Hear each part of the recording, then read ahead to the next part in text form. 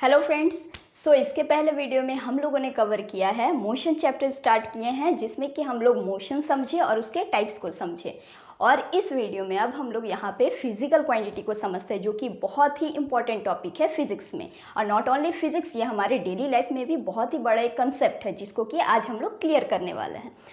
Welcome friend, this is Neelam here. आप सभी का वेलकम है आपका अपना यूट्यूब चैनल में, मोस्ट वेलकम। चलिए अब हम लोग स्टार्ट करते हैं यहाँ पे फिजिकल क्वांटिटी से। ओके, तो समझते हैं अब हम लोग कि फिजिकल क्वांटिटी एक्चुअल में ये मीनिंग होता क्या है। यहाँ पे ये हम लोग समझते तो बहुत है, लेकिन यहाँ पे क्लियरेंस नहीं होता है। यहाँ पे इस वीडियो पे आपको पक्का से पक्का क्लियरेंस देने का मैं बहुत ज़्यादा कोशिश करूँगी। अगर आप लोग को मज़ा आए या फिर आपको समझ में आए तो एक लाइक ज़रूर कीजिएगा। तो चलिए अब हम लोग समझते हैं यहाँ पे कि फिजिकल क्वांटिटी एक्चुअली इस वर्ड का मीनिंग क्या है। देखिए, physical quantity means to measure all things. Okay, कोई भी थिंग्स को हम लोग जो मेजर जो करते हैं, उस चीज़ को हम लोग बोलते हैं फिजिकल क्वांटिटी। जैसे कि डिस्टेंस को मेजर करते हैं मीटर, ठीक है। और हम लोग टाइम को जैसे कि हम लोग समझते हैं सेकेंड से, मिनट से। स्पीड को हम लोग देखते हैं, डिस्टेंस को देखते हैं, डिस्प्लेसमेंट को देखते हैं, एक्सेलरेशन को देखते हैं। ये सारे जितने भी कंसेप्ट है, जितने भी आपका ये है क्वांटिटीज़ है, ये सारे फिजिकल क्वांटिटीज़ में आते हैं, ठीक है।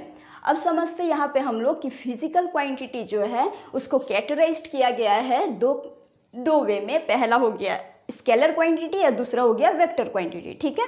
अब स्केलर क्वांटिटी क्या होता है और वेक्टर क्वांटिटी क्या होता है, इसको बहुत ही अच्छी तरीके से आप लोग समझिएगा, क्योंकि ये बहुत ही बेसिक कंसेप्ट में भी यूज़ होगा। इसके बाद में आप लोग 11th में भी इसको एडवांस वे में बताया जाएगा, इसीलिए यहाँ पे आप समझिएगा, ठीक है। स्केलर क्वांटिटी देखिए क्या होता है। हम यहाँ पे लिखे 1D एंड वेक्टर को किए हैं 2D, क्योंकि चीज़ को इजी करने के लिए। समझिए क्यों। स्केलर क्वांटिटी एक ऐसा क्वांटिटी है which have only and only magnitude. Okay, तो समझिए मैग्नीट्यूड वर्ड का मतलब क्या होता है। हम लोग समझ लेते हैं, याद भी कर लेते हैं, लेकिन कन्फ्यूजन बहुत रह जाता है। What do you mean by this magnitude word, ठीक है। मैग्नीट्यूड कुछ नहीं है, ये आपका एक न्यूमेरिकल वैल्यू को जो बताता है। ओके, एक न्यूमेरिकल वैल्यू जो बताता है उसको हम लोग कहते हैं मैग्नीट्यूड। जैसे कि फॉर एग्जांपल अगर हम बोले कि आप अगर आप ड्राइव समझिए कर रहे हैं, तो आप अगर हमको बोलें कि हम 80 किलोमीटर पर आवर की स्पीड से कार ड्राइव किए थे, ठीक है। तो वो जो 80 किलोमीटर जो आप जो बता रहे हैं, 80 kilometre, this 80 is known as the magnitude. Okay, एक न्यूमेरिकल वैल्यू हम लोग जो बताते हैं। अगर हम बोले कि अभी कितने बज रहा है, आप बोलिएगा कि शाम का 5 बज रहा है, मतलब 5 PM। ओके, तो ये 5 PM, दैट इज़ 5 जो हो गया एक numerical value, that is called magnitude. Magnitude उतना कुछ कंसेप्ट नहीं, इसमें मैग्नीट्यूड मतलब आप समझ जाइए कि एक न्यूमेरिकल वैल्यू, एक वैल्यू जो भी दर्शाता हो, ठीक है। एक वैल्यू जो भी दर्शाता हो, that is called magnitude. Clear है। मैग्नीट्यूड है, इसीलिए हम यहाँ पे 1D लिखे, मतलब कि ये 1 डायमेंशनल है, because it is only and only magnitude. But the vector quantity is 2D। Why it is called 2D? Why it is called two dimensional? Because the physical quantity having both the magnitude as well as direction, जिसे magnitude के साथ साथ अगर direction को भी अगर बताया जाए तो हम लोग उसको वेक्टर क्वांटिटी करते हैं। एकदम क्लियर है। Scalar quantity, what do you mean by scalar quantity? Scalar quantity which having only and only magnitude means only the numerical value. For example time, time का क्या कोई डायरेक्शन होता है? हम अगर आपसे पूछिए कितना बज रहा है, आप जैसे बोले कि 5 PM, ओके, तो 5 PM क्या नॉर्थ के वे से बज रहा है या साउथ के वे से? कोई कंसेप्ट नहीं बनता है। इसमें तो कोई डायरेक्शन नहीं होता है, that is called scalar quantity. All right. अगर स्पीड भी अगर हम बताएंगे, स्पीड अगर हो गया, स्पीड में भी क्या डायरेक्शन यूज होता है? No, of course not. Because अगर स्पीड अगर आपसे अगर पूछा, आप बोलिएगा 80 किलोमीटर पर आवर की स्पीड से जा रहे हैं, तो स्पीड में कोई डायरेक्शन नहीं आता है। उसमें अगर वेलोसिटी का अगर बात अगर किया जाए, तो उसमें हम लोग डायरेक्शन लगाते हैं कि हाँ 80 किलोमीटर पर आवर की स्पीड से नॉर्थ की डायरेक्शन में जा रहे हैं, दैट इज कॉल्ड वेलोसिटी, ठीक है। स्पीड, वेलोसिटी, सारे कंसेप्ट को क्लियर करवाना है। डिस्टेंस, डिस्प्लेसमेंट सारे बताएंगे।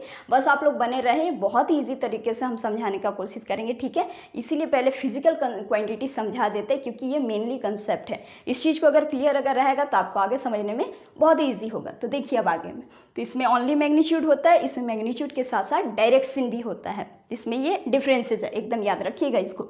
डायरेक्शन भी होता है। एक और चीज़ है यहाँ पे, खैर आपका 9th में तो उतना नहीं है इसमें, लेकिन आपका 11th में इसको बहुत ज़्यादा इंपॉर्टेंट है। जैसे कि स्केलर क्वांटिटी, स्केलर क्वांटिटी में ऐड होता है यहाँ पे ऑर्डिनरी अलजेब्रा। ऑर्डिनरी अलजेब्रा जैसे हम लोग 2 + 2 4 करके लगाते हैं या फिर माइनस करते हैं, कि स्केलर क्वांटिटी अकॉर्डिंग टू ये ऐड किया जाता है इसको according to the ordinary rules of algebra. जो हम लोग ऑर्डिनरी हम लोग जो कैलकुलेशन जो करते हैं, ये स्केलर क्वांटिटी में यूज़ होता है। बट वेक्टर क्वांटिटी में हम लोग क्या यूज़ करते हैं, obeys the vector law of addition. ये वेक्टर लॉ ऑफ एडिशन भी एक बड़ा कंसेप्ट है, इसको आप लोग और हायर क्लासेस में पढ़िएगा, जिसमें कि समझ जाइए आप कि अगर इसमें 2 + 2 4 होता है तो इसमें 2 + 2 3 भी हो सकता है। यस, इसका भी एक कंसेप्ट है, जैसे कि पाइथागोरस हम लोग लगा करके करते हैं डिस्टेंस डिस्प्लेसमेंट में, आप इस चीज़ को समझिएगा।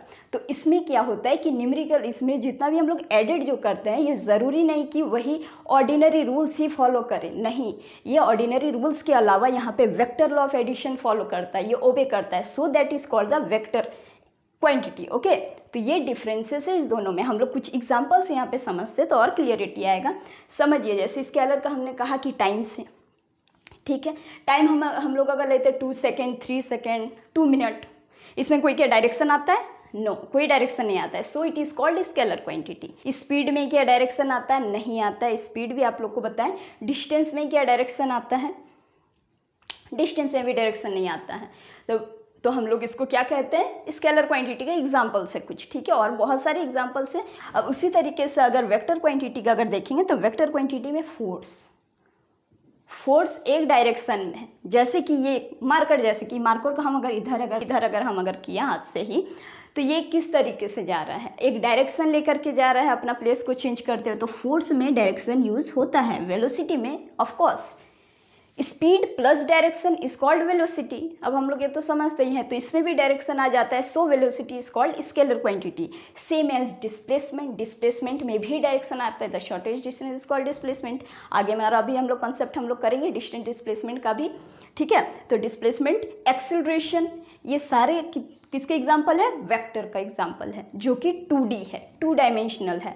और स्केलर क्या है? 1D है, मतलब 1 डायमेंशनल है। एक बार और आप लोग समझ लीजिएगा, एकदम रिवाइज करके समझिए कि scalar quantity is the physical quantity only have magnitude, alright, and vector quantity is having the magnitude as well as direction. Examples भी हम लोग यहाँ पे देख लिए। Scalar quantity obeys only the ordinary rules of algebra, but the vector quantity obeys the vector law of addition. इस concept को आप लोग और ज़्यादा अच्छे तरीके से 11th में भी समझिएगा, ठीक है। सो इस वीडियो में हम लोगों ने फिजिकल क्वांटिटी को समझा है, scalar quantity and vector quantity को, एंड उम्मीद है कि आप लोग समझे होंगे। इसके बाद अब हम लोग स्टार्ट करेंगे distance and displacement in another video. So तब तक के लिए बहुत बहुत थैंक यू देखने के लिए, एंड आप लोग खुश रहिए, be happy and keep supporting.